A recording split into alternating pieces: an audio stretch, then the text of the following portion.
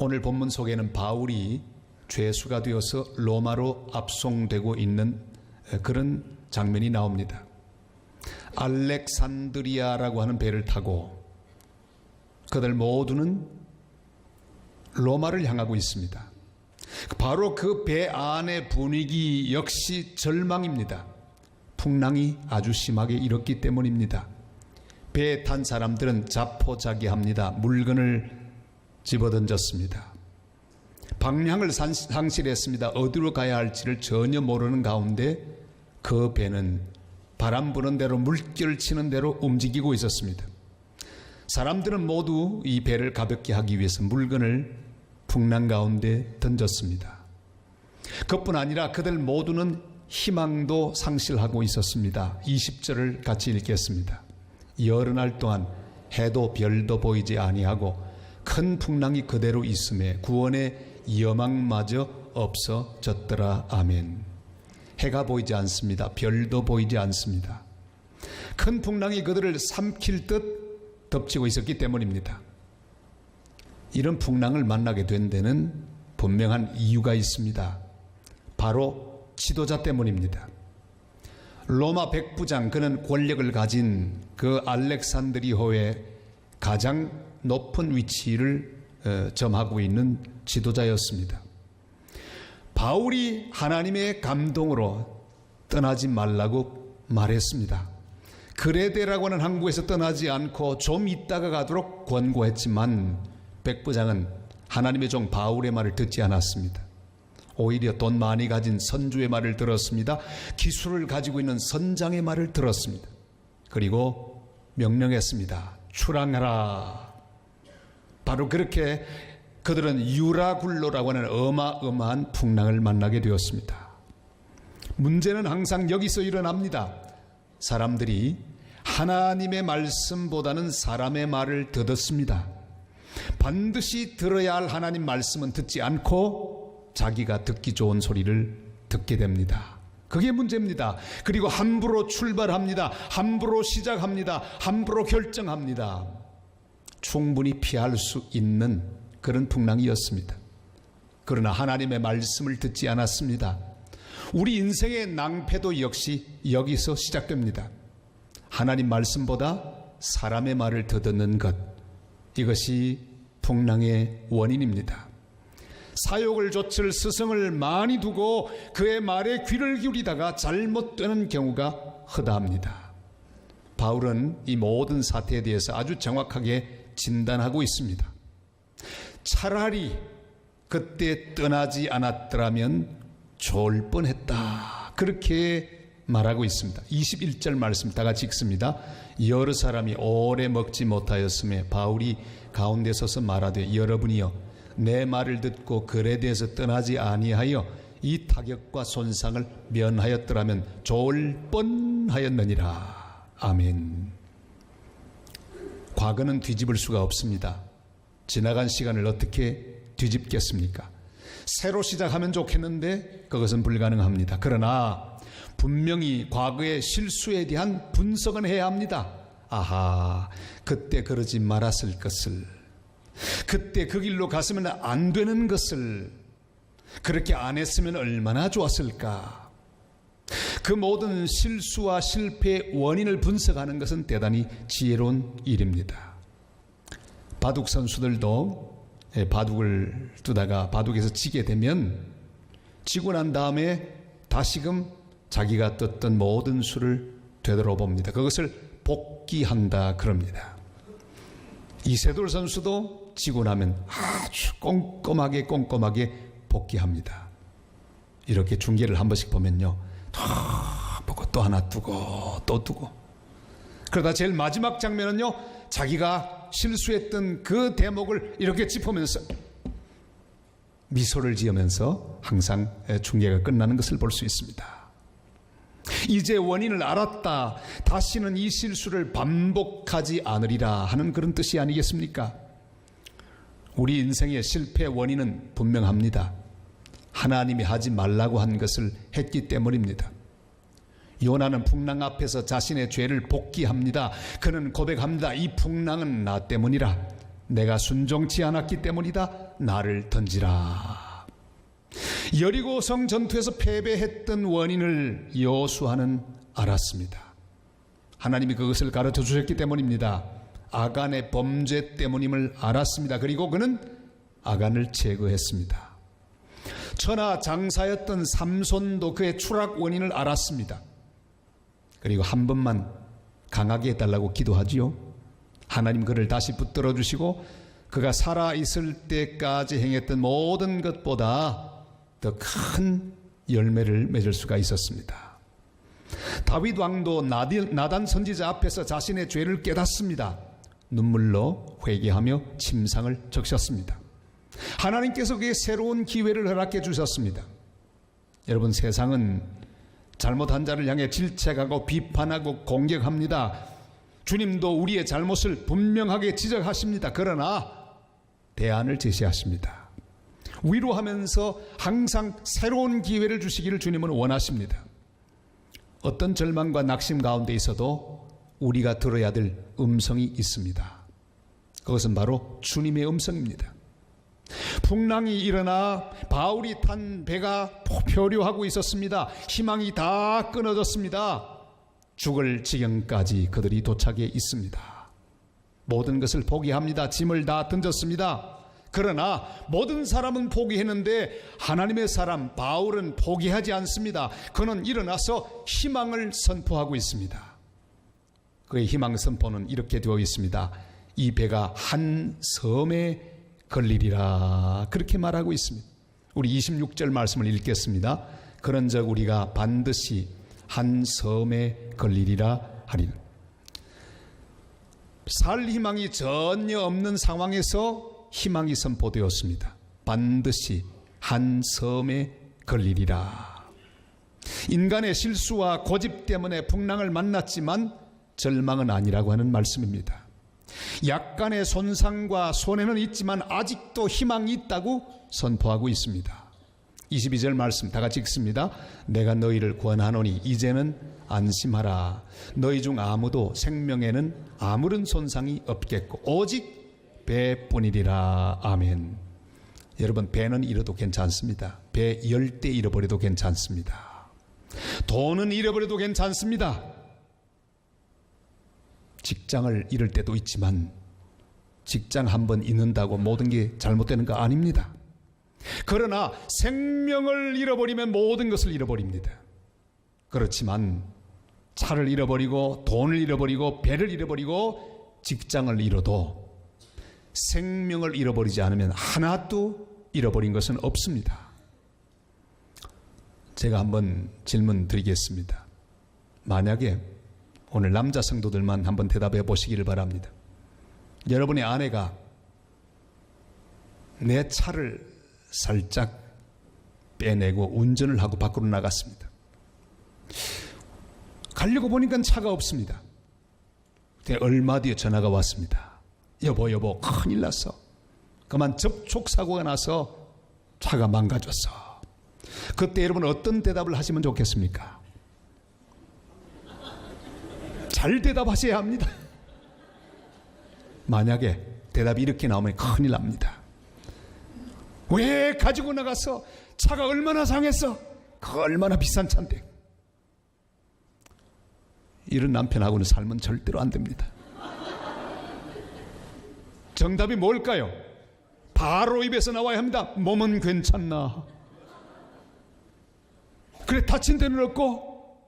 괜찮아. 차야 다 부셔져도 괜찮아. 당신만 건강하면 괜찮아. 하나님이 도와주셨구나. 할렐루야. 이렇게 해야 100점입니다.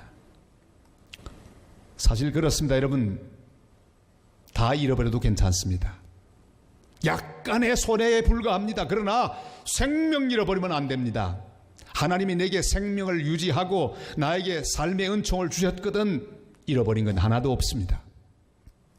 몇 년 전에 우리 교회 오셔서 집회하셨던 고훈 목사님, 안산제일교회, 이제는 은퇴를 하셨습니다.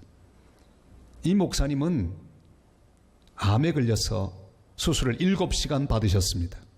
그리고 8개월 동안 병원에 입원해 계셨습니다. 몸무게가 65kg에서 48kg까지 줄었습니다. 말할 수 없는 어려움을 겪으면서 6번 항암 치료를 하셨고요, 25번 방사선 치료를 했습니다. 그는 이런 시를 썼습니다. 이런 것과 얻은 것. 나는 암으로 인해 내 생에 중요한 몇 가지를 잃었다. 위절반, 약간의 십이지장, 약간의 췌장. 그러나 나는 암으로 인해 내 생에 아주 소중한 많은 것을 얻었다. 남아있는 것들에 대한 소중함을 아는 변화의 체험, 병들고 고통당하는 사람들 곁에 다가갈 수 있는 위로자의 체험, 날마다 하나님만 바라보며 살아있는 소망의 신앙. 나는 암으로 인해 약간의 손실은 있었으나 실로 계산할 수 없는 더 많은 은혜를 입었다. 사랑하는 성도 여러분, 어떤 손실을 금년에도 경험하셨습니까? 어떤 타격을 받았었습니까? 잃어버린 것은 무엇입니까? 그러나 기억하십시오. 약간의 손실에 불과합니다. 생명에 아무런 손실이 없는 것을 감사하시기를 바랍니다. 더 놀라운 것은 주님께서 우리를 위하여 희망의 섬을 준비해 놓고 계신다는 사실입니다. 반드시 섬은 나타날 것입니다. 밝아오지 않을 밤은 없습니다. 끝나지 않을 폭풍우는 없습니다. 지나가지 않을 겨울은 없습니다. 바로 저기 앞에 주님이 준비해 놓으신 멜리데 섬이 기다리고 있습니다. 지금은 볼 수 없지만 저 풍랑 너머로 하나님이 준비해 놓고 있는 희망의 섬, 구원의 섬이 우리 앞에 있다는 사실을 확신하고 오늘의 모든 풍랑을 견디는 복된 성도들이 되시기를 바랍니다. 콜럼버스가 원래는 인도에 가서 향로를 구하기 위해서 새로운 항로를 개척했습니다. 그 서쪽으로 갑니다. 그가 아메리카 대륙으로 가려고 생각하지 않았어요. 인도로 가려고 생각했습니다. 너무너무 멀고 힘들었습니다. 중간에 돌아가자고 하는 그런 사람들도 많이 있었습니다. 반란도 일어나기도 했습니다. 육지가 보이지 않습니다. 그의 남겨놓은 항해 일지를 보면 이렇게 기록된 날이 대부분이었습니다. 오늘도 우리는 서쪽으로 항해했다. 서쪽으로 계속해서 망망대해를 항해했습니다. 그러다가 드디어 섬을 발견합니다. 그 섬이 바로 그 유명한 도미니카 공화국과 아이티가 있는 그 섬, 이스파노라 섬, 바로 저 섬이죠. 그렇습니다. 그는 뛸 듯이 기뻐했습니다. 섬을 만났습니다. 알고 봤더니 그것은 아메리카 대륙의 한 부분에 불과했습니다. 주님께서 나를 위해 준비해 놓으신 희망의 섬을 기대하고 그 섬을 기다리는 하나님의 사람들이 되시기를 바랍니다. 대강절은 바로 그런 절기입니다. 우리는 이 땅에 살면서 하나님이 준비해 놓으신 희망의 섬이 되는 예수 그리스도, 그분을 기다려야 합니다. 그분이 인도하시는 미래를 기다려야 합니다. 아무리 힘든 가운데도 예수 그리스도에게 소망을 두고 기다리는 절기, 그게 바로 대강절입니다. 주님께서 나를 위해 준비하신 희망의 섬을 바라보고 기다리는 복된 대강절을 보내게 되시기를 바랍니다. 믿음으로 폭풍 건너편에 희미하게 보이는 희망의 섬을 바라보고 날마다 이기며 나아가는 복된 믿음의 성도들 다 되시기를 주님의 이름으로 축복합니다. 주님이 준비하신 이 희망의 섬에 상륙할 수 있는 비결은 무엇입니까? 두려워하지 말아야 합니다. 절망하지 말아야 합니다. 어떤 풍랑도 어떤 바람도 두려워하지 않아야 할 이유가 무엇입니까? 그것은 바로 하나님 우리를 통해 이루실 사명이 있기 때문입니다. 하실 일이 있기 때문입니다. 하나님의 사람은 그 사명을 끝내기까지 절대로 죽지 않습니다. 사람은 사고로 죽는 게 아닙니다. 병으로 죽는 게 아닙니다. 사명이 끝날 때까지 하나님의 사람은 죽지 않습니다. 그 말씀을 바로 24절 25절에서 하나님께서 하십니다. 다 같이요. 바울아 두려워하지 말라. 네가 가이사 앞에 서야 하겠고 또 하나님께서 너와 함께 항해하는 자를 다 네게 주셨다 하였으니 그러므로 여러분이 안심하라. 나는 내게 말씀하신 그대로 되리라고 하나님을 믿노라. 아멘. 지금 이 알렉산드리아호에 타고 있는 사람 가운데 누가 주인공입니까? 권력을 가진 로마의 백부장입니까? 돈을 가진 선주입니까? 기술을 가진 선장입니까? 아닙니다. 그들 모두는 주인공이 아닙니다. 아무 대책도 없는 사람들입니다. 불안감만 가중시키는 사람입니다. 누가 주인공입니까? 오직 죄수의 신세로 로마로 압송되고 있는 바울, 희망을 전하는 그 바울, 생명의 복음을 전하는 바울, 그가 알렉산드리아호 276명이 타고 있는 그 배의 주인공입니다. 그가 그 배의 희망입니다. 그가 그 배의 생명입니다. 역사가 토인보는 바로 이 장면을 기억하면서 바울이 타고 있던 그 배에 유럽의 문명이 실려 있고 세계의 미래가 실려 있다고 기록했던 적이 있습니다. 사랑하는 여러분, 트럼프 대통령 당선자의 손에 세상이 달려있지 않습니다. 걱정할 필요 없습니다. 다른 선택을 해서도 마찬가지입니다. 아베 수상의 손에 세계가 달려있지 않습니다. 이 세상은 하나님의 것입니다. 하나님의 손에 달려 있습니다. 망할 것처럼 보여도 하나님의 손에 있기에 우리는 하나님 앞에 모든 것을 맡길 수밖에 없습니다. 주님이 다스리시고 주관하십니다. 바로 그 하나님이 부르시고 세우신 하나님의 사람들인 그리스도인들, 이 땅의 모든 하나님의 자녀들, 그들이 바로 세상의 중심에 있다는 사실을 기억하게 되시기를 바랍니다. 주님은 연약한 우리를 통해서 세상을 변화시키기를 원하십니다. 세상을 구원하기를 원하십니다. 죽어가는 사람을 구원하기 위해, 땅끝까지 복음 전하기 위해 우리를 주님은 불러주셨습니다. 선택하셨습니다. 우리는 구속사 중심으로 세상을 보아야 합니다. 선교 중심으로 세상을 보아야 합니다. 우리 하나님께서 모든 환난과 풍랑 가운데서도 묵묵히 일을 진행하고 계셨는데 바로 바울을 세상의 중심이었던 로마까지 보내는 일, 그래서 복음을 온 땅에 전하기 위한 계획을 풍랑 속에도 진행하셨습니다. 사랑하는 여러분, 이 세상이 그렇습니다. 많은 어려움이 있고 혼란이 있어도 하나님은 지금도 묵묵하게 선교를 진행하고 있습니다. 구속의 역사를 진행하고 있습니다. 그리고 부름받은 하나님 사람을 통해서 차근차근히 그 일을 진행하고 있는 것입니다. 이 사명을 가진 바울 때문에 나머지 275명이 살고 있습니다. 이 땅에 복음을 가지고 소망을 가진, 사랑을 가지고 사는 그리스도인들 때문에 이 세상은 유지되고 또한 이 세상에 희망이 있다는 사실을 기억하며 사는 하나님의 사람들이 되시기를 바랍니다. 우리 교회가 하는 여러 사역 가운데 한 가지는 학원 복음화 사역입니다. 이 부산에 있는 대학 캠퍼스에 복음을 전하는 일, 그래서 여러 간사들을 우리는 많이 후원하고 있습니다. 자, 그런데 이 대학 캠퍼스에 있는 선교단체 간사들은 다 풀타임으로 일하는 사람입니다. 월급을 어떻게 받을까요? 자기들이 모금해서 그저 십시일반으로 조금씩 보내주는 그 헌금으로 이 간사들은 살아갑니다. 그리고 1년 내내 캠퍼스에 복음을 전합니다. 얼마나 어려운지 모릅니다. 입에 풀칠하기도 어려운 그런 상황이면 그는 기쁘게 일을 합니다. 자, 그런데 우리 교회 청년들 출신에도 이 간사들이 여러 명이 있습니다. 한 자매가 이번 학원 복음화 총회 간증을 하게 되었습니다. 바로 우리 교회에서 지난 주간에 있었죠. 우리 교회 청년이었기 때문에 아주 관심을 가지고 그 이야기를 들었습니다. 그는 캠퍼스 사역자로서의 감사라고 하는 제목으로 감사를 했습니다. 그의 첫 번째 감사는요, 아주 의외였습니다.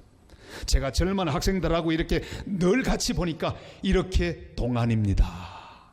이 동안을 유지할 수 있게 하신 주님께 감사합니다. 이렇게 시작했습니다. 제자 양육을 통해 큰 기쁨을 누림에 감사합니다. 늘 가까이에서 자신을 지켜보고 있는 지체들 때문에 매일매일 영성생활을 열심히 하게 되어 감사합니다. 비록 경제적으로 어렵지만 하나님이 공급하시는 은혜를 매일매일 경험하고 사니 감사합니다. 이번에 정부 보조로 가난한 사람을 위한 아파트가 당첨이 되어 이사를 했습니다. 감사합니다. 제가 전하는 복음을 통해 변화되는 영혼들을 보는 감사, 이들을 변화시키기 위하여 제가 이렇게 조연이라도 맡게 해주신 하나님께 감사합니다. 무엇보다 낮은 나를 사용하셔서 마치 주님의 상에 숟가락 하나 더 얹은 기분으로 부족한 저를 사용하시고 주님의 상에 숟가락으로 놓아주시니 감사합니다. 저는 그 간증을 듣는 동안에 가슴이 먹먹했습니다. 그리고 그런 생각이 들었습니다. 그렇다. 저 대학 캠퍼스의 주인이 누구든가, 총장이든가, 아니다. 아무도 몰라주지만 대학 캠퍼스를 부여잡고 복음을 전하고 있는 이들이 이 대학의 주인공이며 가장 중요한 사람이로구나. 그런 생각을 하면 하나님께 영광을 돌릴 수가 있었습니다. 사랑하는 성도 여러분, 돈 많은 자가 세상의 주인이 아닙니다. 권력자가 주인이 아닙니다. 인기 많은 자가 주인이 아닙니다. 사명을 가진 바로 우리가 주인입니다. 날마다 사명에 붙잡혀 주님이 부르신 사명을 다 감당하는 복된 주님의 백성들 다 되시기를 주님의 이름으로 축복합니다. 풍랑도 두려워하지 않는 담대한 믿음의 사람이 되기 위하여 날마다 주님의 음성을 듣고 날마다 그 주님의 말씀을 잡고 사는 자가 되어야 합니다. 사도 바울은 풍랑 속에도 음성을 들었습니다. 23절 말씀 다 같이요. 내가 속한 바 곧 내가 섬기는 하나님의 사자가 어젯밤에 내 곁에 서서 말하되 아멘. 하나님 앞에서 하나님의 음성을 들어야 합니다. 내 곁에 서서 말씀하시는 주님의 음성을 들어야 합니다. 어떤 사람도 어떤 환경도 어떤 상황도 풍랑도 두려워하지 마시기를 바랍니다. 바울이 가이사 앞에 선 것처럼 우리들도 주님 준비하신 자리에 서게 될 것입니다. 드디어 배는 깨어졌습니다. 밀을 식량을 모두 버렸습니다. 닷도 끊어졌습니다. 절망입니다. 대책이 없습니다. 그러나 배가 깨져도 괜찮습니다. 주님이 말씀하신 대로 얼마 뒤에 멜리데 섬이 안개를 긋고 나타났기 때문입니다. 여러분의 인생에 배가 깨어져도 두려워하지 마십시오. 왜? 이제 곧 섬이 보일 것이니까. 배가 깨어지면 거기서 허우적대고 몇 발만 걸어가면 섬에 상륙할 수 있습니다. 아무 대책 없이 우리 하나님은 배를 깨시는 분이 아닙니다. 배가 깨어져도 바로 이어져서 새로운 섬, 하나님이 준비하신 그 다음의 섬, 그것은 징검다리처럼 디딤돌처럼 우리 인생을 열어주고 인도하는 하나님의 은혜로 우리에게 다가오게 될 것입니다. 오늘 여기서 하나님의 음성을 말씀으로 들으시기를 바랍니다. 오늘 들은 이 말씀을 붙들고 아무것도 염려하지 말고 두려워하는 사람들에게 예수 그리스도의 평화의 복음을 전하는 하나님의 사람들이 되시기를 바랍니다. 주님은 열방을 우리에게 맡기셨습니다. 우리 교회에 맡기셨습니다. 아무리 힘들고 어려워도 주님이 준비하신 한 섬과 같은 은혜가 우리 앞에 펼쳐질 것을 믿고 기도하는 하나님의 사람들이 되시기를 바랍니다. 어떤 경우에도 주님이 준비하신 희망의 섬을 믿고 그 귀한 섬을 통해 주님이 인도하시는 로마로 인도받으며 땅끝까지 섬기며 주께 영광 돌리는 미래가 우리 앞에 있을 것입니다. 한 섬이 있으리라. 주님이 인도하시는 그 거룩한 인도를 날마다 받고 주님이 이끄시는 대로 승리하며 나아가 기어이 주님의 기쁨이 되고 땅끝까지 복음을 증거하는 위대한 일을 위하여 쓰임받는 하나님의 백성들, 하나님의 교회 되시기를 주님의 이름으로 축복합니다.